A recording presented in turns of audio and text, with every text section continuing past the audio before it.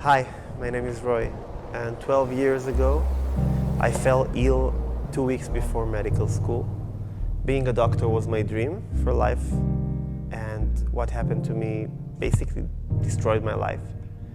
I was doing my last shift as a volunteer EMT in the Israeli Red Cross, and this farewell shift became a nightmare shift because at the end of it, I was rushed into hospital myself, and I was misdiagnosed several times in this admission, almost died due to medical errors, and spent a week in a hospital, then left home with no diagnosis, basically to deal with my own illness.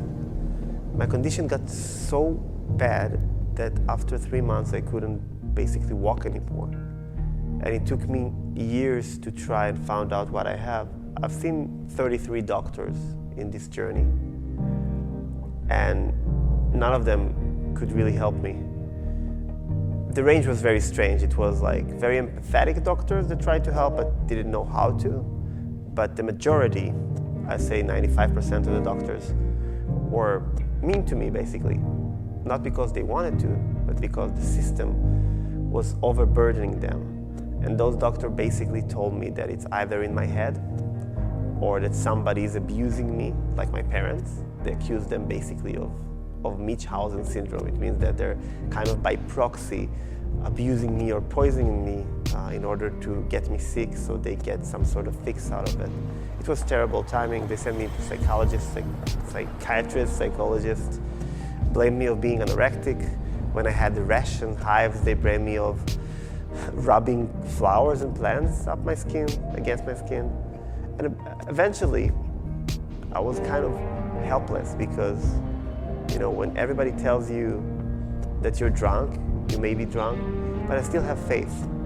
I had faith that someday I will find out what I have.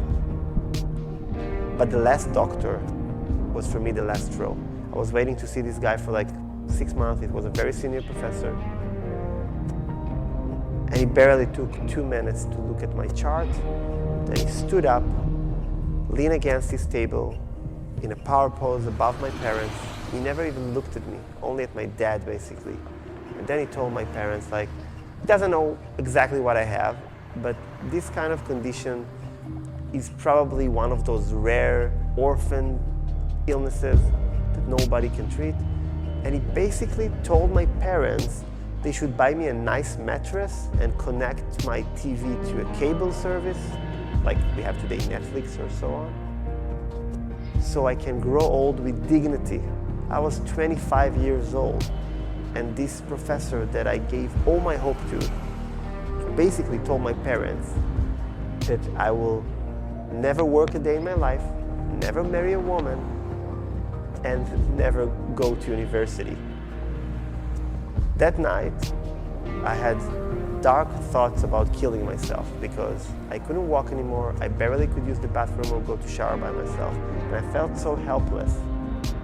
I was lucky enough to not being able to fall asleep and to read a book my brother purchased me a few days earlier. This book is called The Man's Search for Meaning by Dr. Viktor Frankl. He was a Jewish psychiatrist living in Vienna, and he was a prisoner in Auschwitz during the World War II. And this doctor basically researched what makes people survive the hardships, or what gives the power to people to endure all these atrocities. And he figured out, based on a lot of what Nietzsche told, that if someone finds a reason to live, he will bear basically anything. And what I did is basically was looking for a reason to live. And my reason was to become healthy again so I can fix healthcare and help other people. I didn't know exactly what I'm going to do. I actually was thinking about going back to medical school, but I had enough strength this next morning to acquire the entire curriculum of the Tel Aviv University Medical School, and over the next 2 years spent every day 8 hours or 10 hours in bed studying medicine from my bed, from cell biology to pathophysiology, from X-rays to CTs to lab work. I learned it all because I had a mission.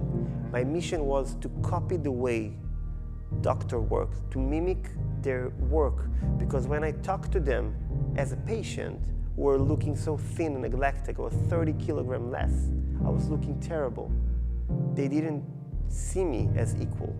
But if I can mimic the way of working, finding differential diagnoses, I can actually build a case that can help me prove my point. And after 2 years I had it. I figure out I have an illness called POTS syndrome. It's a part of a family of illnesses called dysautonomia. It's basically a dysfunction of the autonomic nervous system. Basically, our body works in two ways. Everything that I can control, like moving my hands and talk, and everything that I can't control, like my bowel movements, my blood pressure, my heart rate.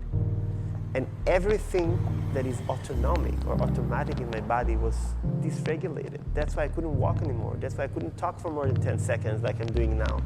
That's why I couldn't breathe. That's why I was bedridden. It took me more time to convince my doctors to actually confirm a diagnosis. And it may sound crazy, but the only doctor that could actually confirm a diagnosis was operating in his clinic in the same building I was at for 5 years. And this illness takes 5 minutes to diagnose. I spent more than 5 years completely bedridden. Out of 7 years of illness and out of a total of almost 10 years, 1/3 of my life almost wasted on illness. Now, all I'm trying to do is get people out of bed. I spent 1/3 of my life in bed. All I'm trying to do is get people out of bed. I had to teach myself how to walk again, rehabilitate myself, because then no hospital wanted to take me because I was not the crazy guy anymore, invent his own illness, but I'm too sick now to be treated. I taught myself how to walk. I came back to school, not to medical school, but I went to a special entrepreneurship program, teaching teachers how to become social entrepreneurs. I wanted to do prevention and to do health education. I wanted to go to the root of illnesses and the problems of healthcare. I started to do projects and founded NGOs. And in my second years of school, I founded my first startup. It fails. My second startup failed too. But my third startup made a bit of a dent because the model is now used by the Red Cross in Israel and other organizations as a model of operation, as an emergency app. This was something very convenient to me because I came from the paramedicine world, but it wasn't enough. It took me a few more years to pinpoint what was the actual cause that led me to miscommunicate with my doctors. What led good doctors in the Israeli medical system to miss this simple diagnosis? It's not even rare anymore. And what happened is basically that I figured out that we have a miscommunication crisis between doctors and patients. That's why I established Valero Clinical. It's a medical startup that aims to automate and optimize several processes, clinical processes and administrative, the doctors are doing. And we are now in a pilot test in New York State in America. And we're proving that by taking off the burden of these good doctors, we can actually prevent stories like mine. I'm also active in promoting awareness to my illness and other chronic illnesses. I'm speaking in medical schools. I'm speaking in schools. I'm speaking everywhere I'm permitted to, trying to raise the fact that we have a chronic illness crisis. And if one of every 3 people is chronically ill during his life, we need to take a different look at this. I believe that patients are the answer to the problems of healthcare, and if we carefully listen to them, we might find the answer. I totally believe that if joining together hands, doctors, patients, nurses, other medical practitioners, and family members as caretakers, we can build better healthcare systems. And for me, it was almost too late. I lost 10 years of my life, but now I'm walking again. Most of my peers are with wheelchairs or has to use canes to barely walk. I took a life project to empower myself and rehabilitate myself. Most people cannot even stand for 1 minute with this illness. And I can do it standing and talking for even 1 hour.